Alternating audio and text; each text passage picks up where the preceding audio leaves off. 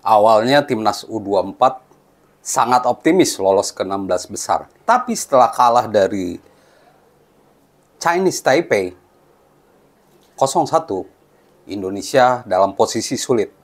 Tapi seperti apa sih gambarannya menuju ke 16 besar nanti? Saya ceritakan semua di video ini.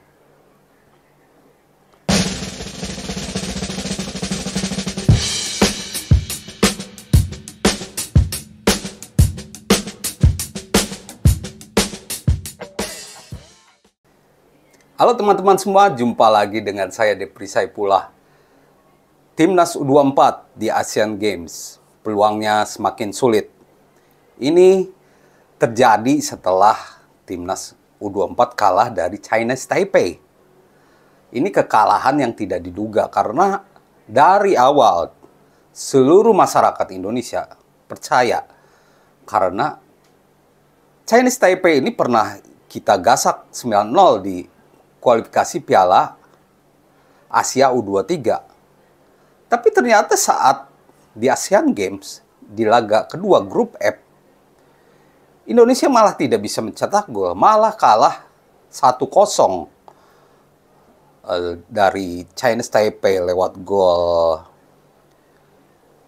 Che Wenyan ya, Che Wenyan di menit ke awal babak kedua.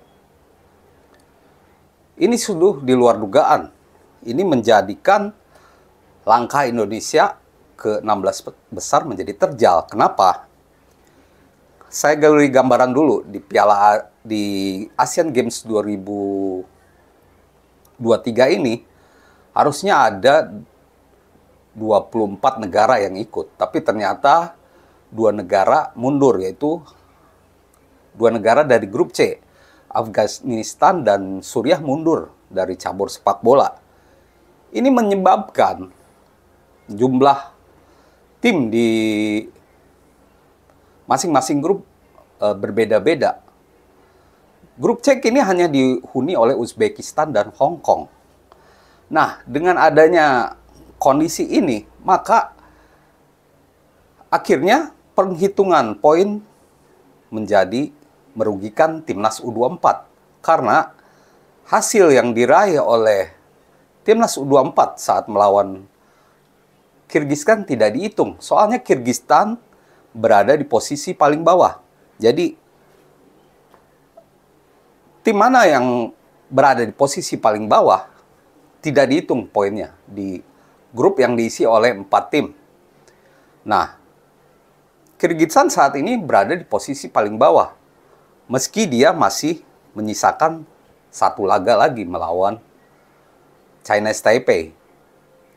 Tapi karena mereka ada di posisi bawah, poin mereka tidak dihitung. Apakah ini akan menjadi kendala buat Indonesia? Kalau melihat dari posisi 4 negara dengan posisi di peringkat 3 terbaik, 4 negara yaitu ada Thailand, Indonesia, Qatar, Vietnam, dan Myanmar. Ada 5 negara yang berpeluang menjadi 4 negara peringkat 3 terbaik. Nah, timnas U24 harus bagaimana dengan kondisi ini? Tidak ada cara lain, yaitu menang melawan Korea Utara. Ini menjadi laga yang paling sulit. Harusnya saat melawan Korea Utara ini kita bisa lebih tenang, tapi semuanya tidak sesuai skenario. Harusnya Indonesia udah merasakan kemenangan atau merasa udah lolos lebih dulu saat mengalahkan Chinese Taipei, tapi ternyata tidak demikian skenarionya. Tapi kita harus lupakan itu. Kita harus fokus dengan Korea Utara. Seperti yang saya sebut tadi, cara satu-satunya adalah menang, karena di peringkat 3 terbaik Indonesia ada di posisi 2 di bawah Thailand. Walaupun belum ada poin, tapi kita hanya kebobolan 1 gol. Sedangkan posisi 3 Qatar -2. Sedangkan Vietnam -4. Jadi peluang itu tetap ada. Karena ada dari 5 negara, 4 negara yang berpeluang lolos ke 16 besar sebagai peringkat 3 terbaik. Kondisi ini memang tidak mengenakan. Harusnya Indonesia bisa berada di posisi 2, tapi karena kalah dari Chinese Taipei, saat ini Indonesia berada di posisi 3. Meskipun jumlah gol kita lebih banyak dari Chinese Taipei, tapi yang dihitung adalah head to head lebih dahulu. Melawan Korea Utara, ini adalah laga paling sulit. Dan meski begitu, saya optimis Indonesia masih bisa punya peluang. Caranya ya, Indra Sapri harus memainkan pemain terbaik. Saat melawan Chinese Taipei, walaupun Indra Sapri udah menegaskan pemain jangan menganggap enteng, tapi sepertinya memang tidak menyangka bahwa Chinese Taipei akan main seperti itu ya. Kalau memang pemainnya berbeda ya dibandingkan saat kualifikasi Piala Asia U23. Saya melihat bahwa Chinese Taipei malah berani melepas umpan, membuka peluang, tapi dengan tetap memiliki pertahanan yang rapat. Gol yang terjadi di menit 48 itu murni kesalahan pertahanan kita yang tidak mengantisipasi pergerakan pemain Chinese Taipei. Nah, untuk itu, maka saya pikir ada 2 formasi yang harus dicoba oleh Indra Sapri. Karena melawan tim sulit, ada 2 kemungkinan yang harus dipakai oleh Indra Sapri. Memang kalau ingin menang, pemainnya harus yang terbaik. Saya melihat bahwa Dewangga bukannya tidak bagus, tapi memang Andi Setio lebih bagus ya untuk center back. Karena itu ada 2 formasi yang bisa dipakai oleh Indonesia, itu 4-2-3-1. Dengan back kiper pasti Hernando Ari ya. Ini juga harusnya saat lawan Chinese Taipei mungkin ya itulah salah perhitungan. Kiper Hernando Ari, 4 back ada Bagas, Rizky Ridho, Andi Setio atau Haikal. Back kanan ini antara Bagas atau Robby Darwis. Sama-sama bagus, cuman Robby Darwis punya lemparan dalam yang cukup bagus ya. Punya trik seperti Pratama Arhan. Jadi mungkin bisa dipilih ya. Robby Darwis atau Bagas Kava. Dua-duanya punya kelebihan. Untuk posisi gelandang bertahan ada Irianto dan Dewangga. Sedangkan gelandang serang ada Rame Rumakik, Taufani, dan Sahrian. Dan di posisi depan Egy Maulana itu kalau 4-2-3-1. Tapi kalau 4-3-3, Dewangga harus jadi cadangan. 4 back tetap sama, Bagas atau Robby Darwis, Rizky Ridho, Andi Setio, Haikal. Sedangkan tengah ada Irianto, Taufani, Sahrian. Lalu di depan Egy Maulana dan ini Hugo Samir harus jadi starter dan Ramai Rumakik. Selain pemilihan pemain yang tepat, saya juga ingin pemain atau permainan timnas lebih akurat lagi. Sebenarnya tentu permainan saat melawan Chinese Taipei sebenarnya tidak berubah.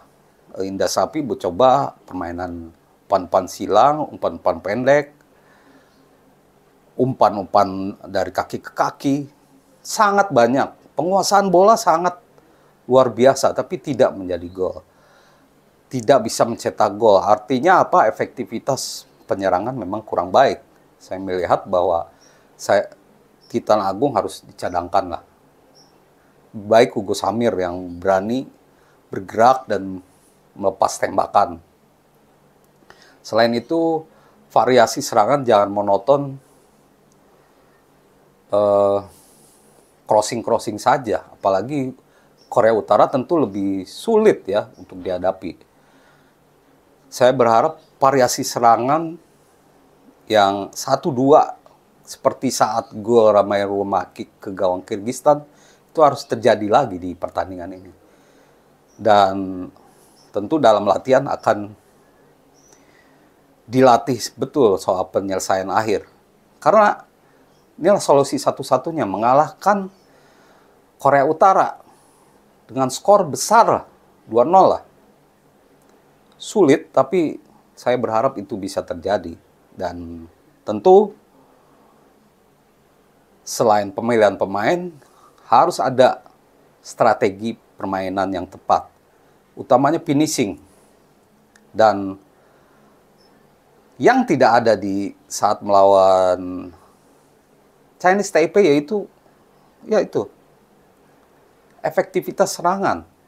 Monoton, tidak bisa membongkar pertahanan rapat.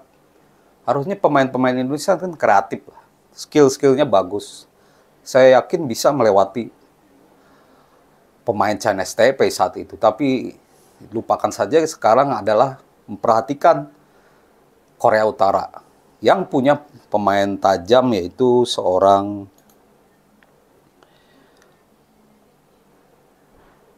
Kim Kook Jin ya. Kim Kook Jin, striker yang sudah mencetak 2 gol. Ini harus diperhatikan betul Kim Kook Jin ini oleh timnas U24 agar tidak kecolongan. Ini laga sulit, tapi bukan tidak mungkin. Mungkin ya kita akan menggunakan pola serangan balik ya. Seperti sebenarnya lawan Kyrgyzstan ya, permainan seperti lawan Kyrgyzstan lah. Ulangi saja permainan seperti itu dengan pemilihan pemain yang tepat. Hugo Samir jadi starter dan Andi Setio menjadi starter. Karena itu jadi pilihan terbaik untuk meraih kemenangan yang jadi solusi satu-satunya untuk lolos ke 16 besar. Di Asian Games 2023 ini yang paling beruntung yaitu Hong Kong. Karena mereka lolos otomatis. Apapun hasilnya, karena di grup C ini ada Uzbekistan dan Hong Kong. Jadi mereka kalau tidak jadi juara grup ya runner up. Mulai hari ini mereka main. Tanggal 2 Jumat 22 September. Jadi itu pemilihan pemain yang tepat, serangan yang lebih efektif, dan tentunya pertahanan rapat. Ini menjadi kunci untuk meraih kemenangan lawan Korea Utara, satu-satunya cara.